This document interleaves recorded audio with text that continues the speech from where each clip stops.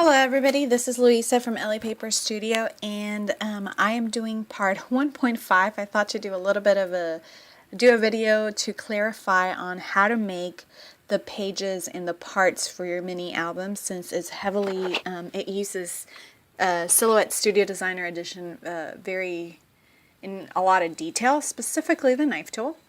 So as you can see on screen, this is the main image we're going to be working on, but I'm going to go ahead and show you where you can get it from the Silhouette Studio Designer Edition, or I'm sorry, the Silhouette Studio store first. It's number 42988 in the Silhouette store. And when you search for Apron on the Silhouette store, you get all these options.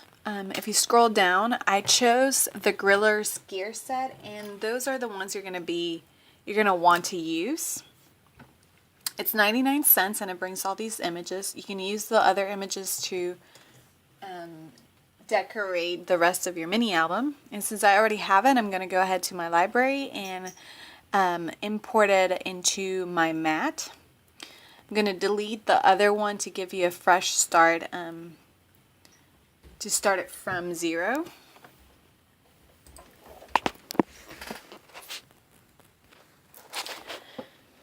So first you're going to want to ungroup your images so you can delete everything we won't be using, which is mostly all the other images except for the apron and the pockets.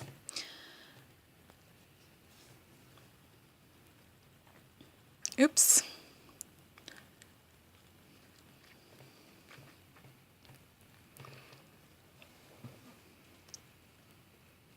So I've left these three, and really we will only be working with the apron and the that polygon there shape.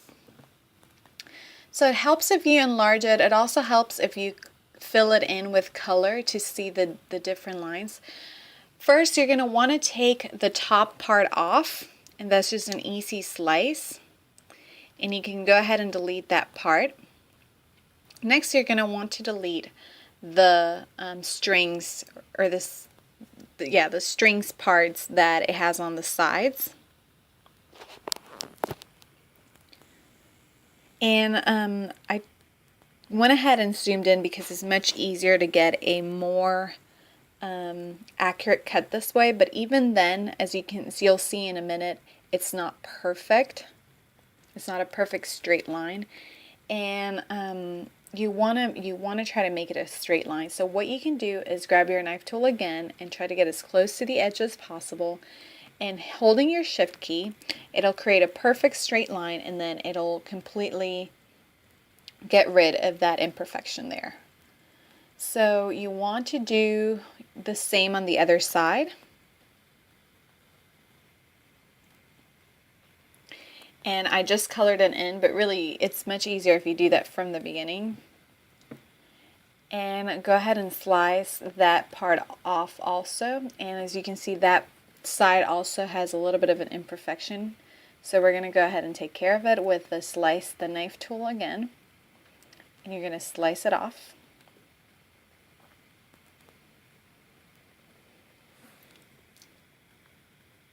And this is now your cover and your back page that you'll use for your mini.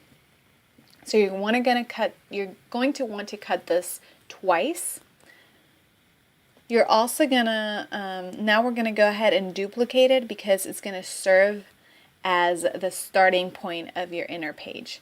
Before we do that, I'm gonna go ahead and resize it, and you want to resize to 7 inches width, and you're gonna resize this with the lock aspect ratio on. If you go to the scale screen and you click that on, then on the width you just do a perfect 7. It's going to make the height, I believe, 10.21.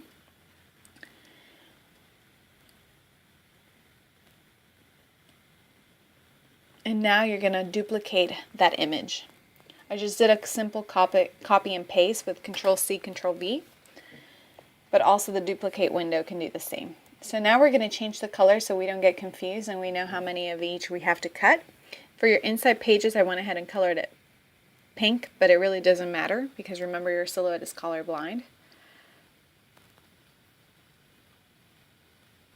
And we're going to use the knife tool again. And what I do is that I put the edge, the right edge to an inch mark as possible, and then with a half an inch from my grid behind, I use that as my guide to slice about a half an inch off and delete that piece off. So now you have, it's about the same size, the inside pages, as your apron, as your cover, except for that half an inch, which is going to serve so you can see your tabs later.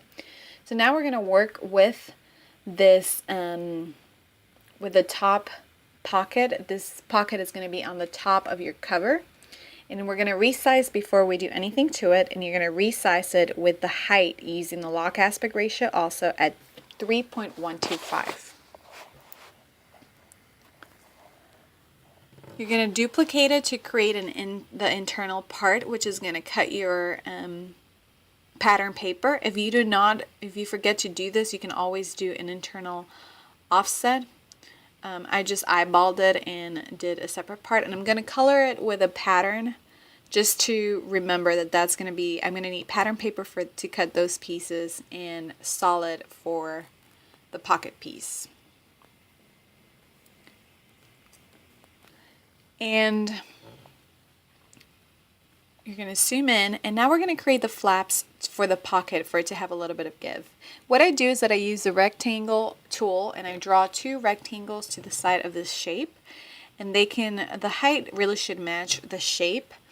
The width is okay if you leave it at 3 point something. If you want to make it wider so you can fit more things, and have, if you will, a deeper pocket, you're going to want to make it the rectangle wider. So where it says 3.7, you're going to want to make that a 4 or a half an inch.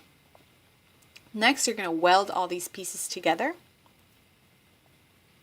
And you can either leave it like this and choose to manually fold it, or you can have your silhouette do it for you by drawing a line across where the flaps are from the shape.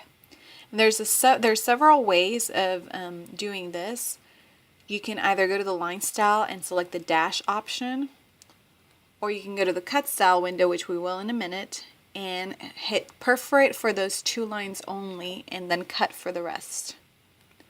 So the harder part is selecting the lines when you have a bigger piece behind it, because your mouse, the Silhouette Studio, will think that you're clicking the piece behind it. And like I said, that's the hard part. Once you select both pieces, you're going to go to your cut style window and hit perforate, and it'll try to perforate just those two lines, and then the rest, as you can see, will cut out. So now you have your front pocket for your apron. So really all we're missing at this point is the pocket that for the inside pages. So what you can do is duplicate this shape we just have here. We're going to be working with it. Would have been easier if we had duplicated before we made the flaps, but that's okay. You can go ahead and slice the flaps off like I'm doing now, and you're gonna have your original image back. And from this shape, you're gonna want to align it with the top inch marker line, like I just did, and you're gonna want to slice. At this point, I did the closest line to the bottom. But then I realized, like I said, you want to align it to that line up there. And you're going to want to slice. You want to eyeball it, but as you can see, I did it first there and it was too little. You're going to want to do a little bit more than that, so a little closer to where the diagonals come in.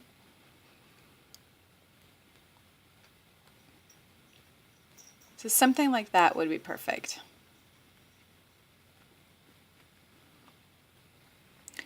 And that leaves you about half an inch from the diagonal to the top, to the bottom piece. Next, you're going to create flaps for these pockets, and these pockets you're going to want to make deep because these will hold your recipes. And as your recipe grows over time, your recipe book grows over time, you're going to have more recipes to put in. So you want to make deeper pockets per se. To do this, you're going to create the same rectangles we did up there, but you want to make sure that they have at least half an inch of width for the two flaps on the right and on the left. And for the bottom flap, you're going to want it to be that at least half an inch of height.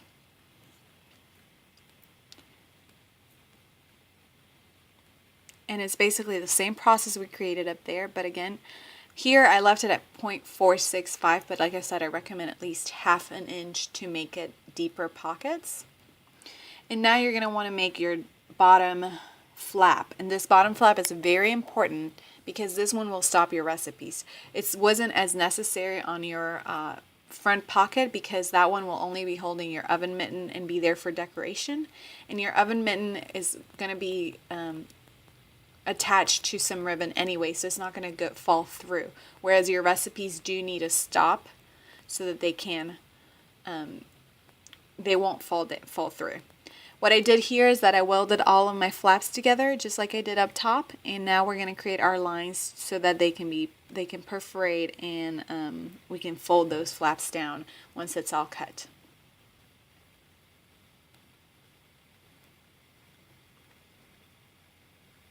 So go ahead and create your lines, and this works much better if you're zoomed in. I'm sorry that I didn't think to zoom in. You're going to go to your cut cell window again and select perforate. And there, we have a perfect pocket there too. Now, whereas with the topped pocket, we resized it before we added the flaps, this one we want to resize after we've added the flaps. It's not a big deal if you want to resize before or after. It is how I originally did it and how I know it'll fit to my apron. You're going to want to group those lines. And your bottom, your larger pocket, you're definitely going to want to make it larger, and you're going to want to make it at least 6 inches wide, maybe just a tad bit smaller or shorter than 6 inches wide. And even though it may look a little bit too big for your apron, remember that those flaps are going to fold in, and you're only going to see the internal green part between those red lines. And because those are your inside pockets, if you're doing 6 inside pockets pages like I am, you're going to want to cut 6 of those pink big apron sheets and 6 of the internal pockets also. The top pocket you're only going to need to cut once. To create the inside page, to create the pattern part of your inside pages and your outside pages, all you need to do is grab your image and do an internal offset, which is exactly like the external offset, just in reverse. Now, thank you very much for watching. I hope this is helpful. If you have any questions, as always, you can comment on my YouTube, on this YouTube video, or send me a message on through my blog, elliepaperstudio.blogspot.com. I try to reply as quickly as possible. Join me tomorrow for part 2 of the video series, and thanks so much for watching, and I hope this inspired you.